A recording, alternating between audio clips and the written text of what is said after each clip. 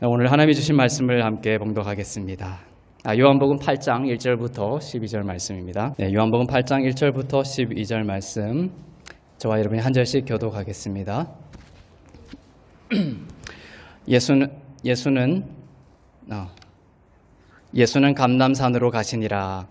아침에 다시 성전으로 들어오시니 백성이 다 나오는지라. 앉으사 그들을 가르치시더니 서기관들과 바리새인들이 음행 중에 잡힌 여자를 끌고 와서 가운데 세우고 예수께 말하되 선생이여 이 여자가 간음하다가 현장에서 잡혔나이다. 모세는 율법에 이러한 여자를 돌로 치라 명하였거니와 선생은 어떻게 말하겠나이까. 그들이 이렇게 말하면 고발할 조건을 얻고자 하여 예수를 시험함이러라. 예수께서 몸을 굽히사 손가락으로 땅에 쓰시니 그들이 묻기를 맞이 아니하는지라. 이에 일어나 이르시되 너희 중에 죄 없는 자가 먼저 돌로 치라 하시고 다시 몸을 굽혀 손가락으로 땅에 쓰시니 그들이 이 말씀을 듣고 양심의 가책을 느껴 어른으로 시작하여 젊은이까지 하나씩 나가고 오직 예수와 그 가운데 섰는 여자만 남았더라. 예수께서 일어나사 여자 외에 아무도 없는 것을 보시고 이르시되 여자여 너를 고발하던 그들이 어디 있느냐? 너를 정죄한 자가 어디냐? 대답하되 주여 없나이다. 예수께서 이르시되 나도 너를 정죄하지 아니하노니 가서 다시는 죄를 범하지 말라 하시니라.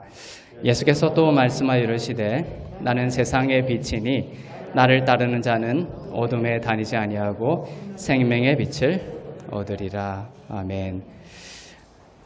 요한복음 8장에 나오는 말씀입니다. 제가 요한복음을 수요 예배 때 하려고 처음에 생각을 했다가 요한복음이 아주 너무나 귀한 은혜 복음들이 많기 때문에 주일 예배 때 쭉 소화해 나가는 식으로 하면 좋겠다 이런 생각이 듭니다. 저번에는 예수 그리스도는 참 포도나무다 라는 말씀으로 했지만 오늘은 예수님은 나는 세상의 빛이다 이 말씀으로 말씀을 전하고자 합니다. 요한복음에 7가지 에고 에이미가 있다고 그랬죠. 에고 에이미는 I am, 나는 무엇이다 7가지로 예수님이 말씀하셨습니다. 7가지 다 외우고 계시죠? 어떤 것이 있습니까? 나는 참포도나무다 저번에 했고, 나는 세상의 떡이다, 생명의 떡이다, 나는 세상의 빛이다, 나는 양의 문이다, 나는 부활이요 생명이다, 나는 길이요 진리요 생명이다, 나는 선한 목자다. 이렇게 7가지가 있습니다. 오늘은 세상의 빛이다 이런 말씀으로 전하고자 합니다. 오늘 본문 말씀은 초막절에 일어난 배경은 초막절입니다. 이스라엘 절기가 여러 개 있는데 그 중에 초막절에 일어난 사건입니다. 초막절 끝날 즉 8일째 되던 날에 오늘 본문 즉 간음 현장에서 잡혀온 여인의 이야기가 일어나고 예수님은 이 사건 뒤에 말씀하십니다. 나는 세상의 빛이다. 나는 세상의 빛 대신 예수 그리스도의 그 빛됨을 이 사건이 설명해 주는 거죠. 이 사건 뒤에 세상은 빛이다.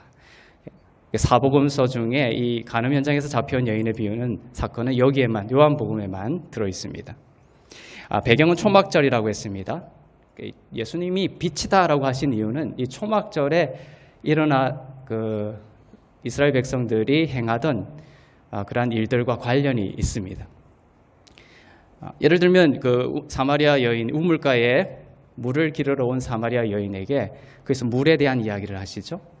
배에서 생수의 강이 흘러나오리라. 그 물을 우물이라는 그 물이라는 공간에서 예수님이 그 물이라는 개념을 차용해서 이 성령을 설명하시기 위해서 그러한 물이라는 말씀을 하시는 것이죠. 오늘 빛이다라고 하신 것도 당시 초막절의 그 배경에서 이러한 말씀이 나온 것입니다. 초막절에는 크게 2가지 행사가 있었습니다. 물과 불에 대한 것입니다. 물은 무엇이냐? 초막절에는 마지막 8째 날을 제외하고 7일 내내 어떠한 행사를 하냐면 그 실로암에 가서 물을 기르러 옵니다. 실로암에 물을 길어서 제단에다가 계속 물을 붓는 행사를 합니다. 그리고 2번째는 뭐냐면 불에 대한 것이에요. 유대인들은 초막절 저녁이 되면 거대한 그 50m 정도 되는 거대한 촛대를 2개를 세우고 대낮같이 예루살렘을 밝혔습니다. 이처럼 물과 불의 행사를 한 것은 초막절에, 그것은 광야 생활, 초막절은 출애굽한 이후에 그 광야 생활의 일과 관련이 있습니다. 그 광야 생활 동안 구름 기둥과 불 기둥으로, 물과 불로 인도하신 하나님의 은혜를 찬송하는 것이죠. 그리고 광야의 그 반석에서 물을 내어서 그들의 갈증을 해결해 주신 하나님의 은혜를 기념하는 행사이기도 했습니다. 그래서 이 초막절을 배경으로 한 그 7장, 요한복음 7장, 8장이 다 초막절 배경입니다. 그래서 이 물과 불이라는 것을 차용해서, 개념을 차용해서 예수님이 메시지를 선포하시는 거예요. 예수님은 이 7장 처음에 보면은 이렇게 말씀하시면, 누구든지 목마르거든 내게로 와서 마시라. 누구든지 목마르거든 내게로 와서 마시라. 나를 믿는 자는 성경의 이름과 같이 그 배에서 생수의 강이 흘러나오리라. 왜 이렇게 물에 대한 이야기를 하셨습니까? 초막절에 실로암에서 물을 길어서 계속 물을 붓는, 그 물은 그림자다, 이걸 설명하는 거예요. 너희들이 절대적으로 신봉하는 실로암에서 물을 길어다가 지금 물로 제단에 붓는데 그 물은 껍데기다라는 거예요. 껍데기. 실체는 뭐다? 오실 성령님.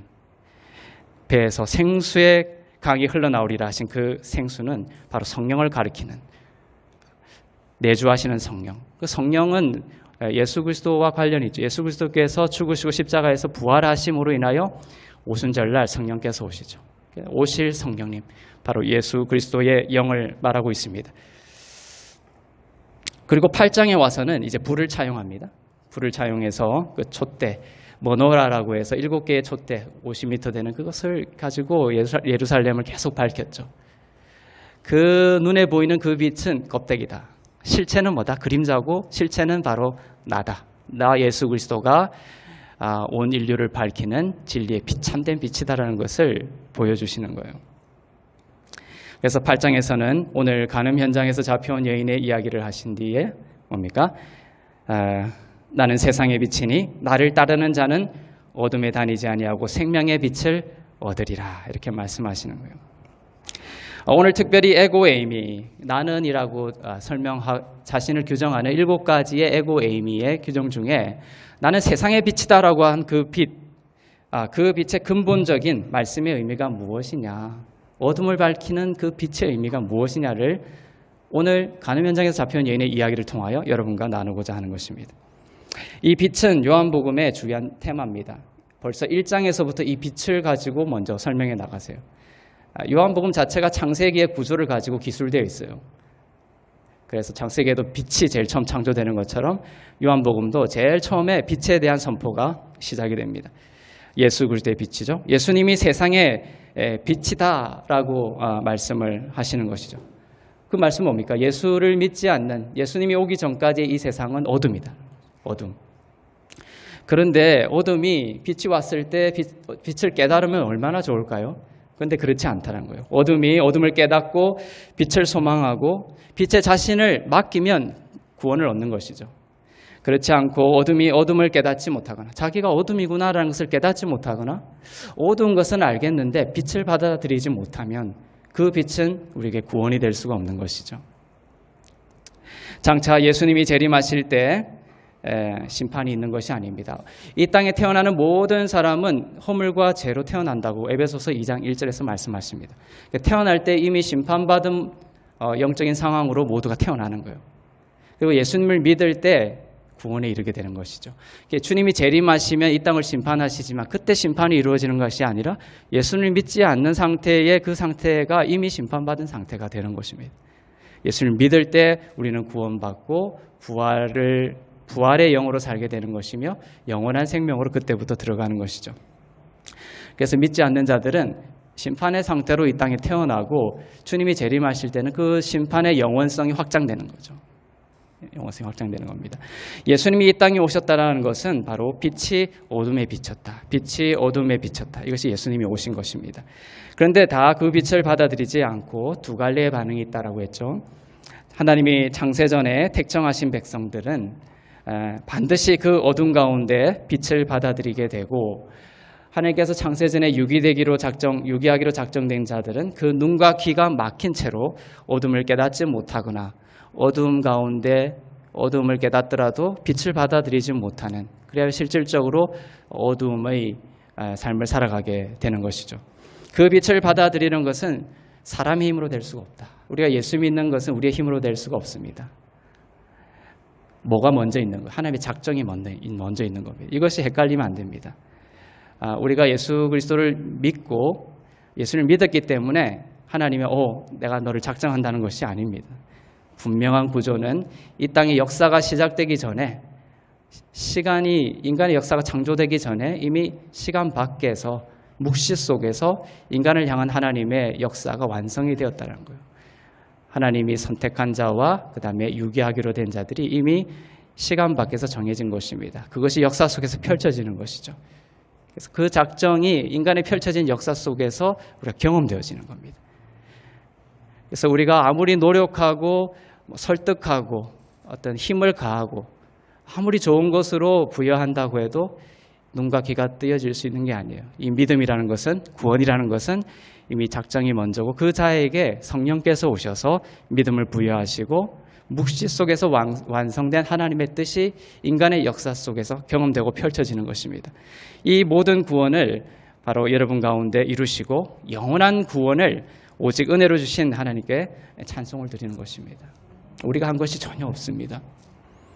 여러분이 지금 예수님을 나의 구주로, 메시아로 고백한다는 그 믿음이 있으면, 입술로 그것을 고백하는 믿음이 있다면 여러분들은 이미 창세전에 하나님 묵시 속에서 택정받은 자임을 믿습니다. 요한복음 1장 5절을 한번 읽겠습니다.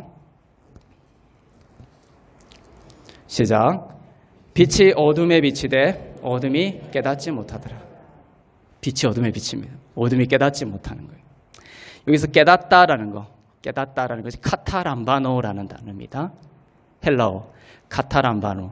카타라는 것은 against, 람바노라는 것은 take라는 것이에요.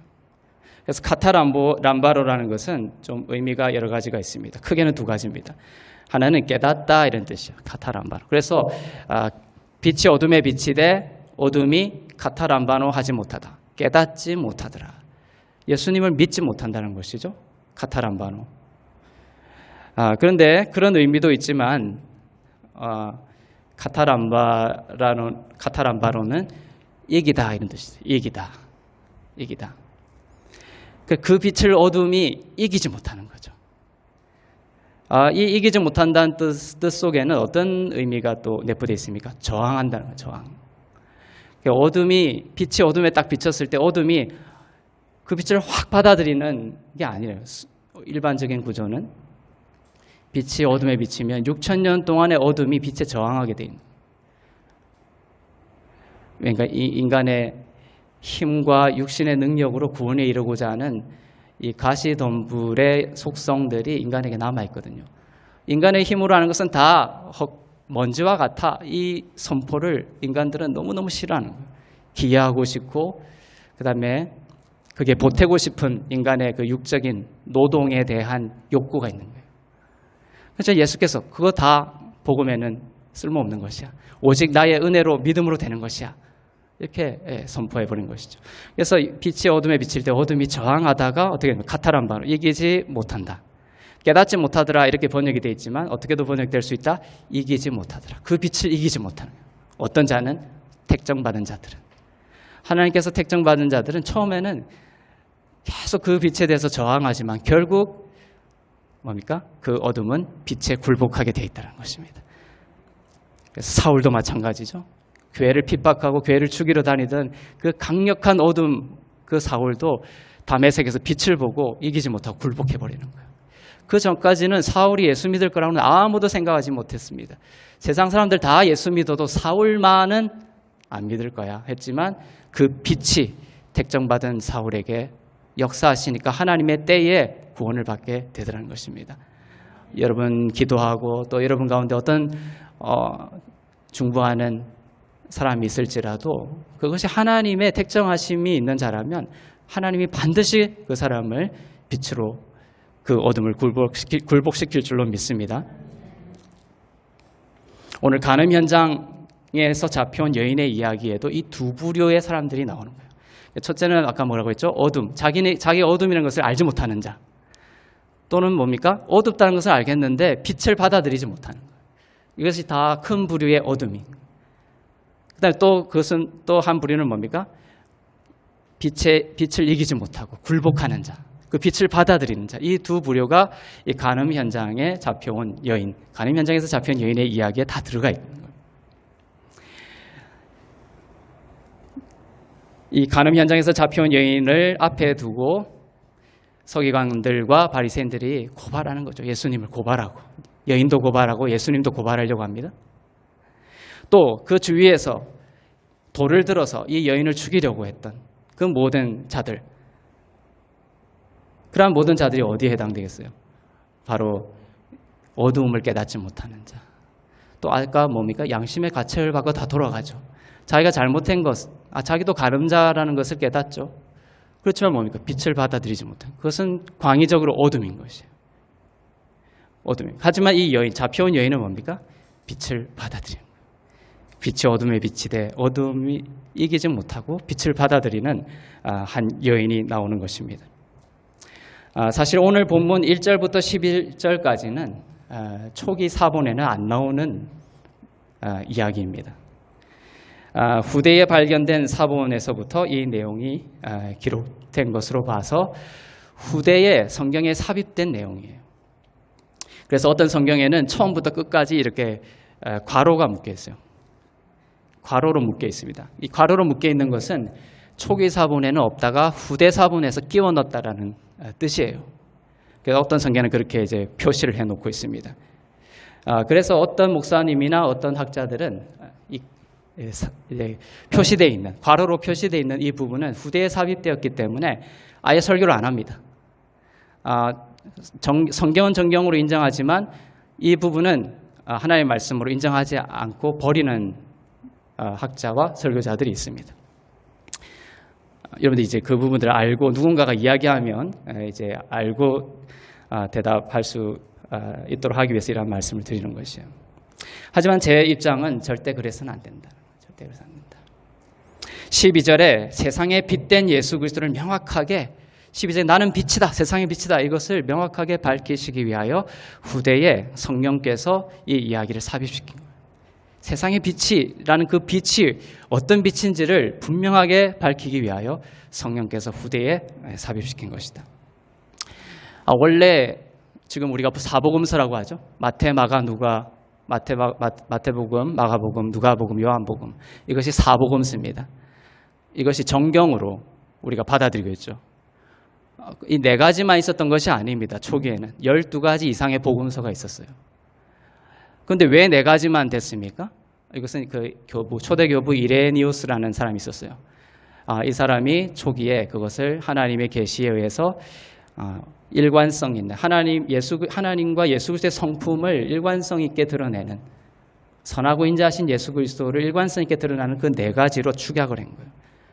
그 12가지 이상의 정경 복음서 중에. 그래서 그것을 이제 공유해서 인준하면서 오늘날 이렇게 네 가지의 성경으로 우리가 받아들여지게 된 것입니다. 이것도 뭡니까? 역사 속에서 일하시는 성령의 일하심이죠. 우리가 오늘날 이 성경을 가지고 있지만 이것이 인간의 그 역사 속에서 지속적으로 성령께서 개입하셔서 이레니우스라든지 교부들이라든지 공회를 통해서 이러한 오늘 우리가 읽고 있는 이 성경을 만들어낸 것입니다. 그 역사 속에서 일하시는 성령님을 인정하시죠? 그러니 그런 관점에서 봤을 때 초기 제일 처음 사본에는 이 이야기가 없지만 후대에 성령의 역사하심을 통하여 사본에 기록된 이것도 바른 진리 가운데서 해석되는 이야기라면 성령께서 역사하셔서 기록한 것이다. 이렇게 인정할 수가 있다는 것입니다. 오늘 본문은 그 빛의 내용이 무엇인지를 너무나 명확하게 우리에게 선포해 줍니다. 만약 이 이야기가 없었다면 예수님이 나는 세상의 빛이다 했을 때 그것이 무슨 의미인지 상당히 명징하게 해석하기가 참 어려울 수도 있었겠구나. 하지만 이 이야기가 있음으로 해서 주님이 나는 빛이다 했을 때 그 빛이 어떤 빛인지를 아주 핵심적으로 우리가 받아들일 수가 있는 거예요. 시간은 아주 이른 시간이었습니다. 배경은 초막절이고 그 다음에 시간은 아주 이른 시간이고 장소는 어디죠? 성전 앞입니다. 성전 앞. 이것을 여러분들이 기억을 하세요. 성전 앞이라는 것은 뭡니까? 이 돌성전이 저기 보이죠? 무너져야 될 돌성전. 거기서 매일매일 희생제사와 번제가 드려지죠. 피냄새가 1년 내내 진동했어요. 악취, 피냄새, 짐승의 피냄새로 악취가 진동하는 곳이 사실 성전입니다. 성전하면은 되게 깨끗하고 너무 좋은 곳이라고 생각할 수 있지만 실제의 성전은 뭡니까? 짐승의 피냄새로 악취가 진동하는 곳이에요. 그 피로 1년 동안 이스라엘 백성들이 죄가 사함받았죠.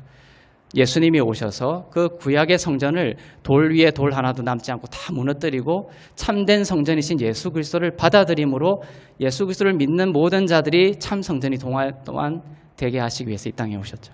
예수님이 오늘 이 말씀을 하시는 배경이 참 의미가 있다는 거예요. 무너져야 될 돌성전을 배경으로 하여 참 성전께서 이른 아침 성전 앞에서 말씀을 선포하고 있는 것입니다. 저 돌성전이 결코 이야기할 수 없는 메시지를 오늘 참 성전 대신 예수께서 하시는 거죠.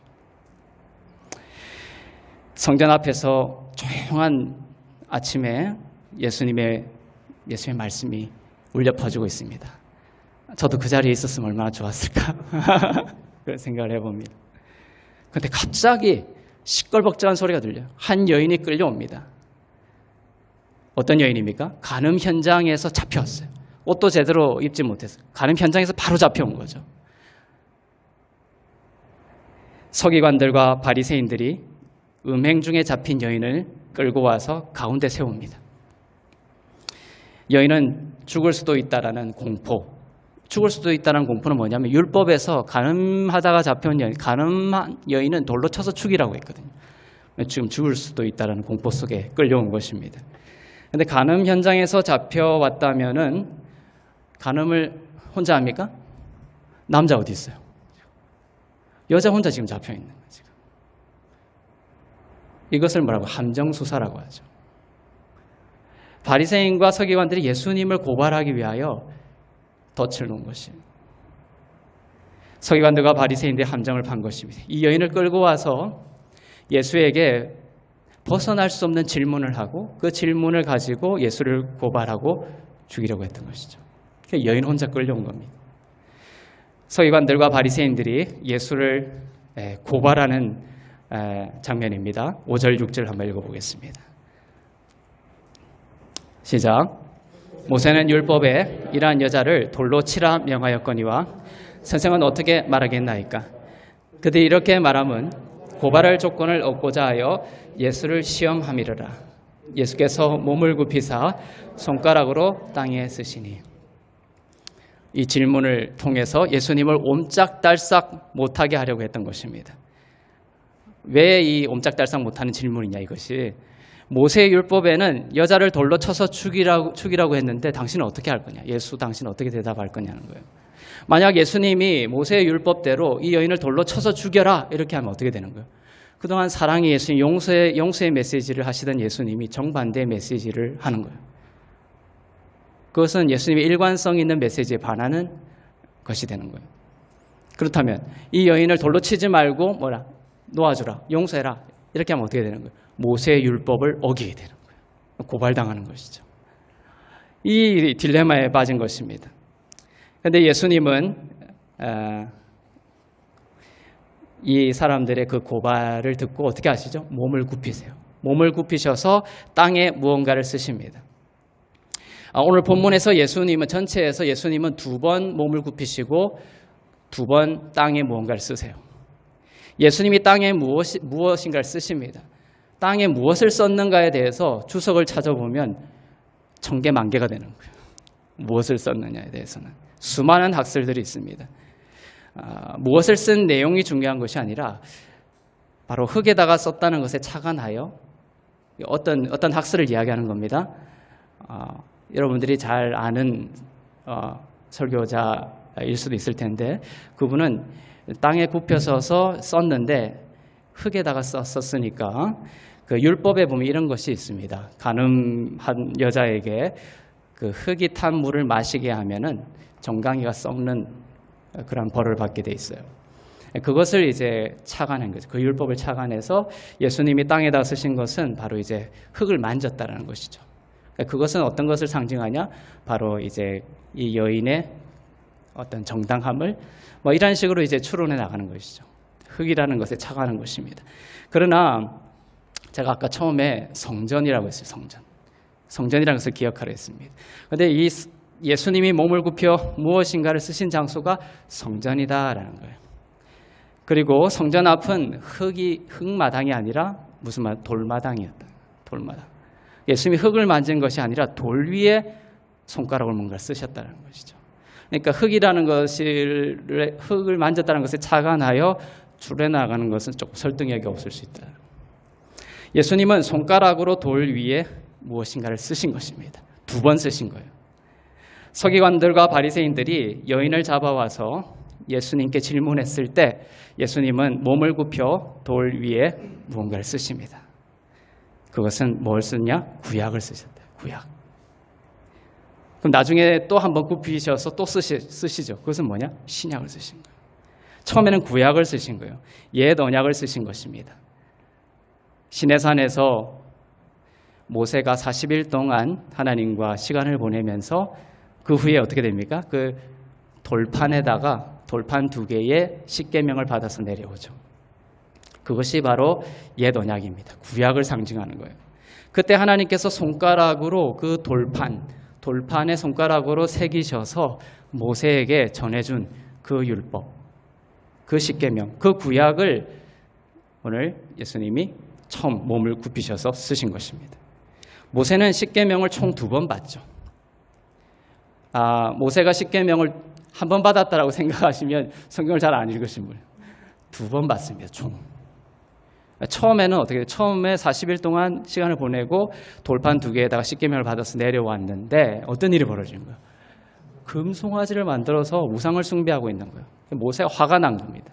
그래서 그 돌판을 던져서 깨버리는 거예요. 만약 그 돌판을 이스라엘 진영으로 그대로 가져왔다면 어떻게 됐을까요? 이스라엘 진영은 몰살했을 거예요. 비록 모세가 화가 나서 깨뜨렸지만 그것이 은혜였다는 겁니다. 십계명의 첫 계명을 어긴 거예요. 지금 이스라엘 진영이. 금송아지를 내 우상을 숭배하고 다른 신을 숭배하고 있었거든요. 그러니까 십계명을 지금 모세가 가지고 와서 이스라엘 진영으로 가져왔다면 첫 1계명, 제일 우선된 계명부터 어긴 이스라엘은 몰살당했을 거예요.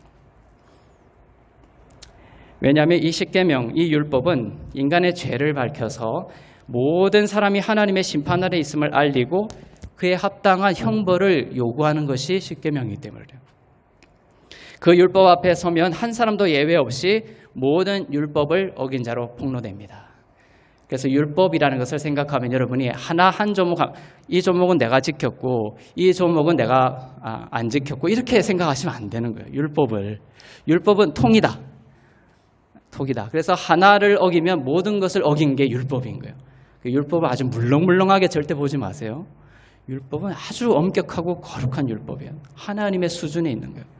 그래서 누군가를 어떤 음행하는 생각만 해도 가늠한 자라고 폭로시키는 것이죠. 살인하지 않아도 누군가를 미워하기만 해도 살인자가 되는 거예요. 그러니까 뭐 가늠한 생각을 안 했다 하더라도 누군가를 미워했다면 가늠자가 되는 거예요. 모든 것을 어긴 자가 돼버리니까. 그것이 율법의 참혹함이다라는 겁니다. 지금 서기관과 바리새인들이 이 여인을 고발하고 있지만 율법 앞에 서면 어떻게 되는 거예요? 주님이 율법을 이렇게 땅에다가 처음에 구약을 쓴 거예요.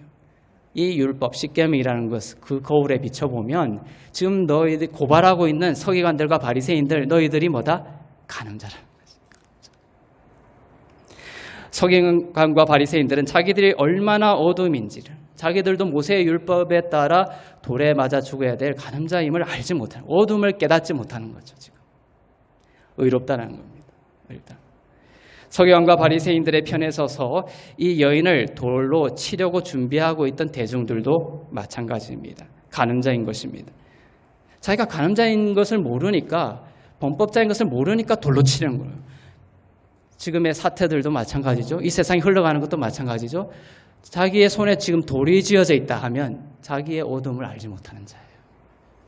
진짜 자기의 어둠성을 아는 자들은, 은혜를 아는 자들은 그 주목을 내려놓게 되어 있습니다. 주님께 맡기는 것이죠.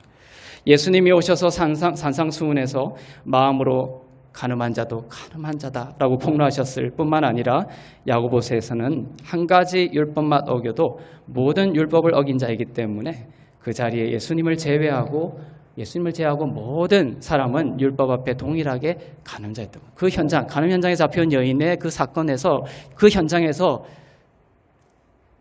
오직 돌로 칠 수 있는 자격을 가진 자는 한 분밖에 없었다는 거예요. 예수님밖에 없었다는 거예요. 그러니까 돌을 칠 자격 없는 자들은 돌로 치려고 했지만 유일하게 돌로 칠 수 있는 자격을 가진 분은 그 여인을 용서했다는 겁니다. 그들 자신이 간음자라는 것을 모르기 때문에 이 간음자라는 것을 타자화시키는 거예요. 나는 아니다. 타자화요. 누군가가 눈에 보이는 뭔가 행위를 한 사람이 간음자다. 이렇게 간음자를 타자화시키고 자신의 어둠성을 교묘히 빠져나가는 것입니다. 하나의 방어 기제의 일종이죠. 그래서 모세의 율법으로 이 여인을 고발했을 때에 예수님이 몸을 굽혀 땅에 쓰신 것이 바로 십계명, 곧 구약을 쓴 것이다. 너희들이 지금 고발하려고 질문을 하고 있는 바로 나 예수가 바로 모세의 율법에 의하면 이렇게 고발했죠. 그런데 그 율법을 준 자가 누구예요? 예수 그리스도라는 거예요. 예수 그리스도. 지금 누구한테 지금 율법을 운운하냐 이거예요. 가소로운 거죠. 율법을 준 자 앞에서 모세 운운하면서 그 율법에 의하면, 모세가 준 율법에 의하면 이렇게 얘기하고 있는 거죠. 얼마나 기가 막혔겠습니까? 예수님이. 이 율법은 너희 모두가 범법자이고 간음자인 것을 폭로하고 있음을 알지 못하느냐. 그 구약을 쓰시면서 그렇게 이야기하고 있는 거예요. 그 메시지가. 땅에 구약을 쓰시고 일어나셔서 바로 이 말씀을 하시는 이유가 있습니다. 구약을 쓰시고 난 뒤에 그 구약의 의미를 밝혀주십니다. 7절입니다. 그 쓰시고 나서 일어나셔서 그 쓰신 것의 구약의 의미를 밝혀주십니다. 시작. 그들이 묻기를 맞이 아니하는지라. 이에 일어나 이르시되 너희 중에 죄 없는 자가 먼저 돌로 치라. 모두가 다 죄인이라. 돌로 칠 수 있는 자격을 가진 자가 아무도 없다라는 겁니다. 이 세상에는. 그런데 요즘은 이 세상은 TV를 틀거나 신문을 보거나 모든 것을 보면 뭡니까? 돌을 치는 자와 맞는 자가 양분화되어 있죠. 치는 자는 타자화시키는 거예요. 나는 아니다라는 거죠. 구약의 율법 아래에서 모든 자가 범법자라는 폭로입니다. 이것을 인정하는 데서부터 복음이 시작되는 거예요. 세상이 얼마나 어둠인지를 우리가 알 수 있는 것이죠. 사람들은 구약을 말씀하신 이 말씀을 듣고 양심의 가책을 느껴서 어른으로 시작하여 젊은이까지 모두 돌아갑니다. 양심의 가책을 느꼈다라고 되어 있죠. 자신의 죄인됨을 양심의 가책을 통해서 깨닫게 된 것입니다. 젊은이로부터 시작하여 어른으로 이렇게 안 돼 있죠. 이 순서도 되게 중요합니다. 어른으로부터 시작하여 젊은이까지. 그러니까 우리가 나이가 들고 인생의 연수가 늘어나면 더 죄가 없어지는 것이 아니에요. 사람은 시간이 지날수록 바울도 가장 나중에 쓴 서신서에서 죄인 중에 괴수다 이렇게 고백하죠. 처음에는 모든 성도들 중에 가장 낮은 자 이렇게 이 정도의 은혜였지만 바울도 맨 나중에 서신에는 죄인 중에 괴수다 이렇게. 그러니까 나이가 들수록 이 하나님의 은혜가 더 깊이 느껴지는 것이죠. 나의 참혹함과 나의 어두움이 정말 이 정도인 줄 알았는데 시간이 지날수록 더 그 깊이를 더 알게 되면서 나를 구원하신 하나님의 생명과 은혜가 더 깊이 절감되는 것입니다. 그래서 이 어른으로부터 시작하여 이렇게 되는 거예요. 시작이. 젊은이로부터 어른이 아니라. 빛이 비추면 그런 일이 일어난다. 양심의 가책을 통해서 깨닫게 된 것입니다. 그렇다면 돌아간 사람들이 양심의 가책을 받았다라는 것이 구원을 받았다는 뜻입니까? 세상에서도 이 양심의 가책을 되게 중요하게 생각합니다. 그렇죠? 양심의 가책. 양심의 가책이 없으십니까? 네, 양심의 가책이 있어도 그것이 구원을 뜻하는 것은 아니다라는 겁니다. 베드로와 가룟 유다의 이야기에서 그것을 우리가 확인할 수 있죠. 베드로는 예수님을 부인하고 저주했습니다. 가룟 유다는 예수님을 팔아버렸어요. 판 것이 더 중요한지 더 심한 죄인지 예수님을 부인하고 저주한 것이 더 심한 죄인지는 논란의 여지가 있겠지만 상당히 둘 다 신을 팔아버리고 신을 저주하고 신을 버려버린 제1계명을 어긴 참혹한 어둠이라고 볼 수가 있습니다. 그런데 베드로는 왜 살아났고 왜 회복이 됐고 가룟 유다는 왜 뭡니까? 자살에 이르게 됐죠? 죽음에 이르게 됐습니까? 가룟 유다의 이야기를 성경에 보면 이렇게 되어 있어요. 양심의 가책을 느껴 뉘우쳤다 이렇게 되어 있어요. 가룟 유다가 예수를 판 것에 대한 가책을 느끼고 양심의 찔림을 받고 뉘우쳤다는 것이 회개냐? 구원받은 것에 대한 징표냐? 아니라는 거예요. 양심의 가책을 느끼는 것이 구원은 결코 아니다라는 것입니다. 베드로와 가룟 유다의 차이는 뭐냐면 베드로도 슬피 울죠. 하지만 베드로와 가룟 유다의 차이는 빛을 받아들였다는 겁니다. 예수님의 용서함을 받아들이는 거예요. 베드로는 예수 그리스도를 저주하고 부인한 그 심각한 죄에도 불구하고 예수님의 용서를 믿음으로 그냥 받아들여요. 염치 불구하고 받아들여요. 그냥 기다리지 않고 받아들인 거예요. 그 믿음을 예수님은 기뻐하신다는 거예요. 그런데 가룟 유다는 뭡니까? 양심의 가책을 받고 뉘우치고 자기의 그 잘못을 자기의 피로 해결하려고 했던 것이죠. 가룟 유다의 피가 힘이 있습니까? 죄로 물든 피일 뿐이에요. 가룟 유다가 365일 자신의 피를 흘려도 하나님 눈 깜짝 안 하는 거예요. 그 피는 죄를 사할 수 없는 피였기 때문에 그렇습니다. 하지만 베드로는 예수의 피를 의지했다는 것이죠. 내가 너의 죄를 용서한다. 그 용서의 말씀을 받아들인 것입니다. 너희 중에 죄 없는 자가 먼저 돌로 치라. 이렇게 하신 뒤에 예수님은 다시 몸을 굽히세요. 그리고 땅에다가 무엇인가를 또 쓰십니다. 이번에는 무엇을 쓰신 것이라고요? 신약을 쓰신 거예요. 신약을. 그래서 모세가 십계명을 받는 그 언약 2번 받는 것과 오늘 예수님이 2번 굽히는 것이 상관성이 있다는 것이에요. 예수님이 처음 몸을 굽힌 것은 모세가 받은 첫 돌판. 모든 사람을 정죄하고 모든 사람이 돌로 칠 수 있는 자격이 없다는 것을 밝히는 어둠성을 밝히는 구약을 쓰신 거예요. 예수님이 2번째 몸을 굽히세요. 이제 신약을 쓰시는 거예요. 그것은 모세가 2번째 받은 돌판과 병행 구조라는 거예요. 병행 구조. 모세가 받은 그 2번째 돌판은 첫 번째 돌판과 차이가 있습니다. 그것은 첫 번째는 그 돌판을 깨버리고 다시 올라가죠. 2번째 받은 돌판은 하나님께서 뭐라고 하세요? 그 돌판을 언약궤 안에 넣어서 보관해라는 거예요. 언약궤 안에 넣어서 보관하라.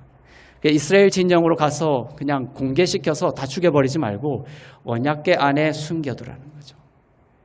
언약궤 안에 넣어 보관하라 이렇게 말씀하십니다.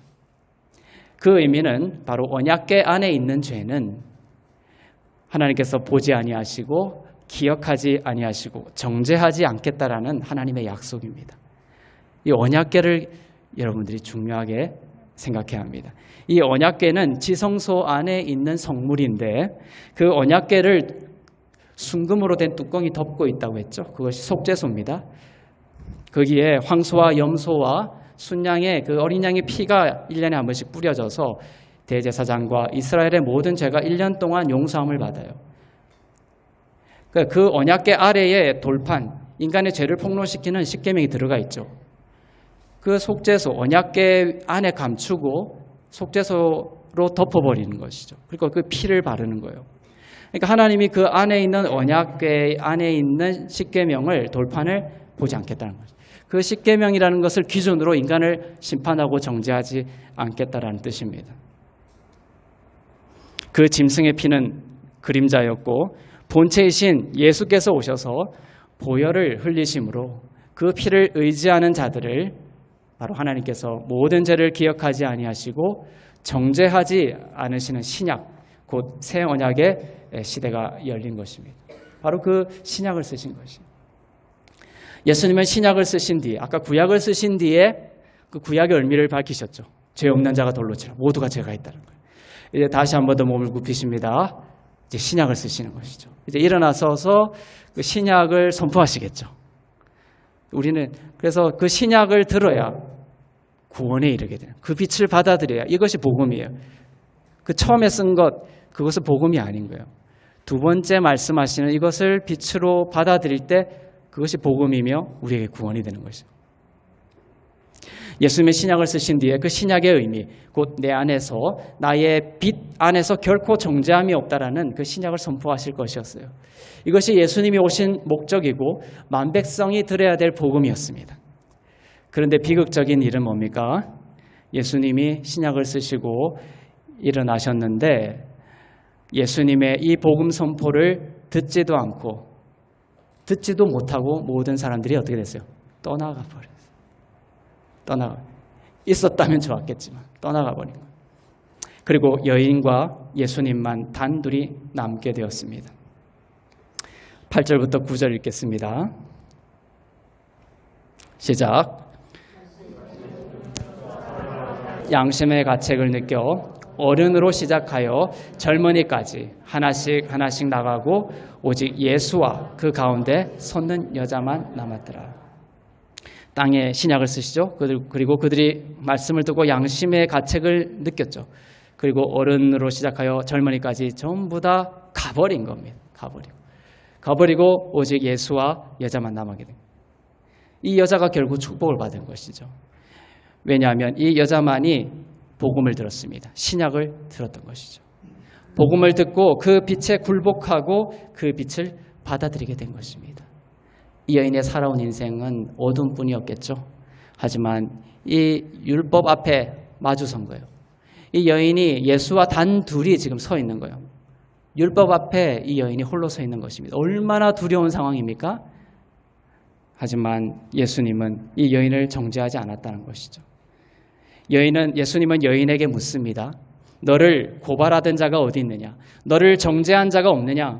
여인이 대답합니다. 주여 없나이다. 이제야 예수님의 가장 아름다운 복음이 선포됩니다. 11절입니다. 시작. 대답하되 주여 없나이다. 예수께서 이르시되 나도 너를 정죄하지 아니하노니 가서 다시는 죄를 범하지 말라.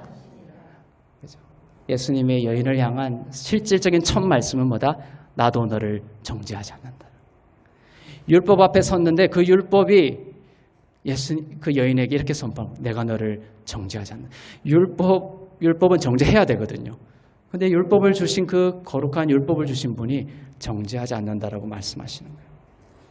여인은 정죄하지 않는다는 예수님의 복음을 듣게 되었고 그 정죄하지 않는다는 복음을 여인은 받아들인 것입니다. 빛을 받아들였어요. 여기서 순서가 구약과 다르게 바뀌어버렸습니다. 그래서 이 요한복음 8장이 중요한 의미 중에 하나는 구약과 신약의 바뀐 순서를 밝히는 거예요. 구약은 어떻게 전개됩니까? 죄를 짓지 마라. 죄를 범하지 말라. 그리하면 너를 정죄하지 않겠다. 이것이 구약을 한마디로 얘기한 거고요. 죄를 짓지 마. 죄를 지으면 정죄하겠다. 죄를 짓지 마라. 죄를 짓지 않으면 내가 정죄하지 않겠다. 이것이 구약이죠. 그런데 이 요한복음은 그것이 역전되고 전복이 된 겁니다. 예수 그리스도의 십자가로.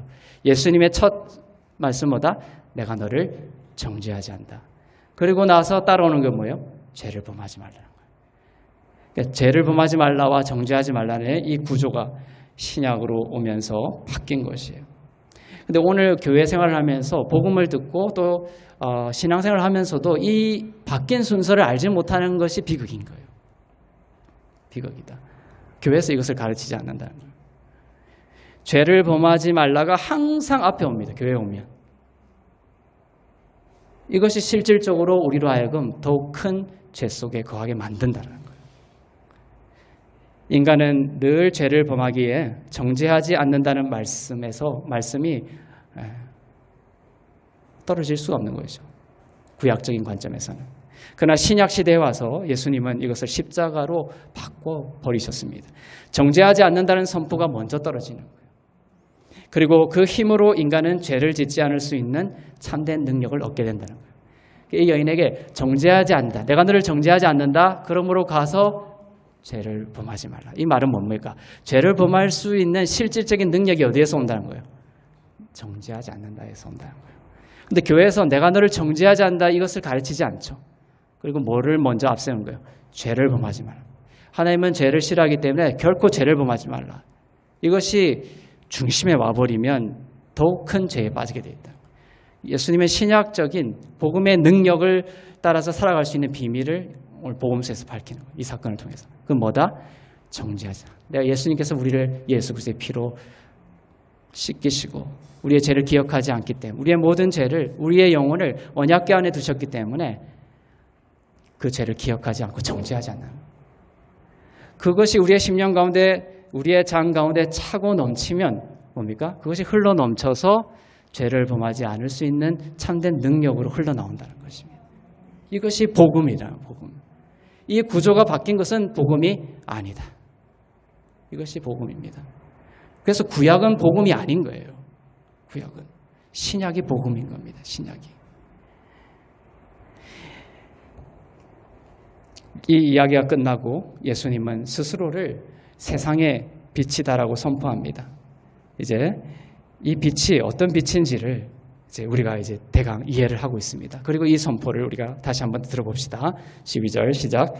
예수께서 또 말씀하여 이르시되 나는 세상의 빛이니 나를 따르는 자는 어둠에 다니지 않고 생명의 빛을 얻으리라. 나는 세상의 빛이다. 이제 이 빛이 어떤 빛인지 아시겠죠? 이 빛의 내용이 명확해졌습니다. 바로 죄사함의 빛입니다. 용서의 빛입니다. 의롭게 하심의 빛입니다. 내가 너를 정죄하지 않는다라는 복음의 빛입니다. 로마서 8장 1절이 이 복음을 선포하죠. 그런즉 이제는 그리스도 예수 안에 있는 자에게는 결코 정죄함이 없느니라. 로마서 8장 1절에서 그런즉 이제는 그리스도 안에 있는 자에게는 결코 정죄함이 없다라는 이 선포가 있기 전에 전구절 있죠.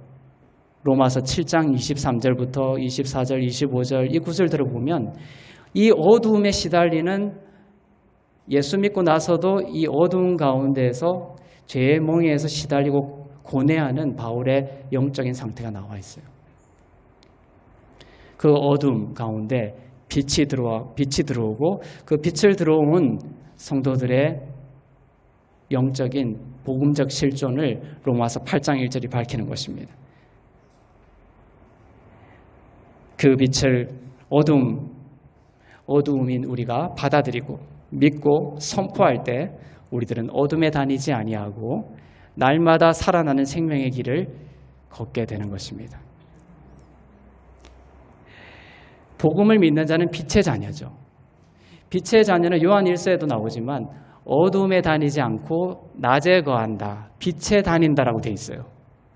이 말은 항상 착한 행위만 하고 살아간다는 이 뜻이 아니에요. 여러분이 알아야 될 것은 복음을 받아들인 자는 빛의 자녀가 되고 빛 가운데 거한다. 이 말의 뜻은 뭐냐면 정죄함이 없는 영적인 상태 속에서 살아간다는 거예요. 빛 가운데. 무너지고 어둠이 폭로되고 그 다음에 그런 연약함이 드러나는 가운데서도 빛의 자녀들은 항상 뭐다? 결코 예수 그리스도 안에서 정죄함이 없다라는 이 선포 속에서 살아가는 그 신분을 이야기하는 거예요. 빛에 다닌다는 것은. 그것을 신학적으로 또 낮이라고 그래요. 낮. 여러분 밤에 거하는 자가 아니라 낮에 다니는 자예요. 낮에 다니는 자. 그래서 창세기 1장에서도 무언가를 창조하고 나서 밤이 되고 저녁이 되고 아침이 되니 그것을 뭐라? 하루라고 하는 거예요. 날이라고 하는 거예요. 날.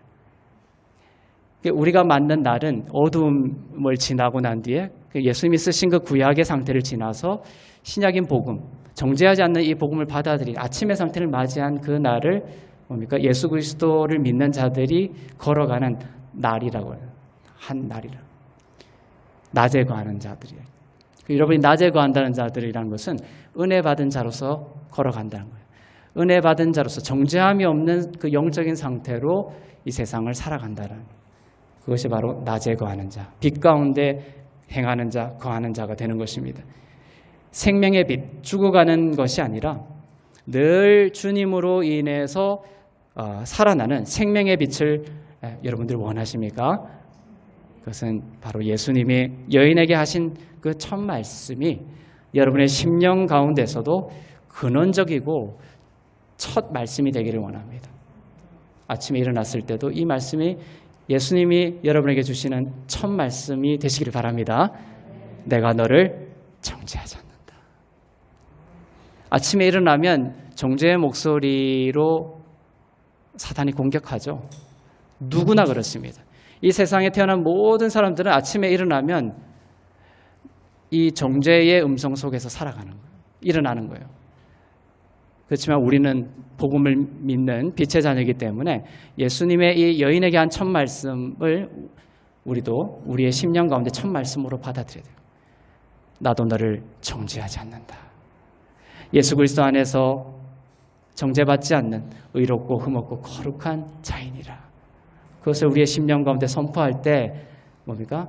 죄를 짓지 않을 수 있는 근원적인 힘을 성령께서 주신다. 나 정죄받는 상태네요. 이것을 해결하기 위해서 내가 이것도 하고 저것도 해야 되겠네요. 이러한 구약적 구조로 가면 결국 저녁에 돌아봤을 때는 더 큰 어두움의 길을 걸어왔다는 것을 발견하게 되는 거죠. 자유가 없는 것입니다. 돌을 던질 수 있는 아무런 자격도 없는 모든 사람들은 바로 여인에게 돌을 던지려고 했지만 그 현장에서 유일하게 돌을 던질 수 있는 자격이 있으셨던 한 분, 예수님께서는 바로 그 돌을 던지지 않고 여인의 죄를 십자가의 보혈로 용서하시고 그 용서의 힘으로 여인을 변화시켰던 것입니다.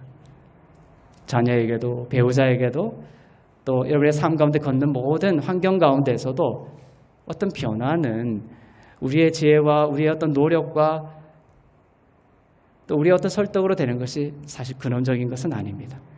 바로 예수 그리스도의 너를 정죄하지 않는다라는 이 사랑과 용서의 빛이 그들에게 비춰지고 또 그들이 그것을 받을 때에 근원적인 근본적인 변화가 우리의 상황 가운데 일어날 것입니다.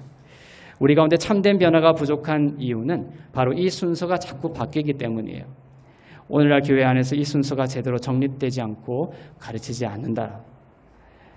죄를 짓지 말라가 먼저 나오는 것이죠. 그러나 예수님은 항상 그 순서를 바로 잡으셨어요. 복음서에서.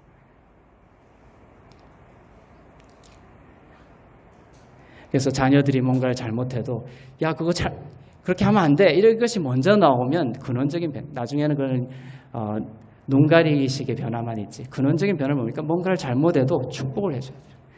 정죄하지 않는다라는 그 사랑의 빛이 먼저 비쳐야 되는 것이에요. 예를 들면 50점을 받고 왔으면 야 40점은 넘었네. 이런 식으로 축복과 이 자유의 풀어짐이 있어야 돼요. 그것을 우리의 삶 속에서 훈련하는 것. 그것은 저는 너무 좋아요. 그것이. 그 우주 탐험가들이 화성, 목성, 그 다음에 저 우주 밖의 별들을 탐험하는 것. 전 그거 하나도 안 부럽습니다. 이 어둠뿐인 나의 영혼 가운데 이러한 진리의 빛을 선포하고 그 어둠을 빛으로 하나하나씩 정복해가는 이 내 안의 이 우주 있잖아요. 이 우주를 하나하나씩 빛으로 밝혀나가는 이 삶이 얼마나 아름답고 가치 있는 것인지 모르겠어요. 그래서 우리 아들도 있지만은 항상 저는 뭔가 이제 사람인지라 육적인 율법적인 것 때문에 그건 객관적이지 않습니다. 진실이 아니에요. 나의 율법적인 기준 때문에 그런 불만들이 나오는 거거든요. 그렇다 하더라도 절대로 그것을 처음 얘기하지 않아요. 축복을 하는 것이죠. 야, 오늘 너무 잘생겼다. 잠을 늦게 자. 그러면 야, 이때까지 잔다고 이렇게 있으면 되냐고. 절대 그러면 안 되는 거죠. 멋쟁이들은 늦잠을 자는 거야. 늦게 자야, 푹 자야 또 새 일을 할 수가 있어. 이런 식으로 빛을 먼저 선포해야 돼요. 그리고 해서 늦지 않는 거예요. 그런 과정 가운데 이 감정적인 저항이 생기면 어떠한 좋은 소리를 해도 받아들이지 않아요. 틀린 소리이기 때문에 받아들이지 않는 게 아니에요. 좋은 소리이지만 감정의 저항이 생기는 거예요. 나를 어둠이라고 규정해버리면 그 어둠은 저항하려고 하는 거예요. 집어삼키고 공격하려고 하는 거예요. 그 영적인 감정을 풀어줘야 돼요. 축복으로. 내가 너를 정죄하지 않는다. 이것이 복음에 제일 처음 나왔다는 것을 오늘 말씀을 통해 먼저 여러분 일평생 받아들이길 바랍니다. 죽음도 생명도 천사도 하늘의 어떤 권세도 나의 사랑에서 너를 끊을 수 없다. 그 선포를 앞세울 수 있기를 바랍니다. 그 복음이 죽은 이를 살릴 것입니다. 죽어가는 자들을 살릴 것입니다. 중독과 결박에서 해방을 가져오게 될 것입니다. 하늘의 문을 여실 것입니다. 삶의 문이 열릴 것입니다. 모든 죄를 용서하신 세상의 빛 대신 예수님의 사랑을 깊이 받아들여 살아나는 인생 다 되시기를 주님의 이름으로 축원합니다. 기도하겠습니다.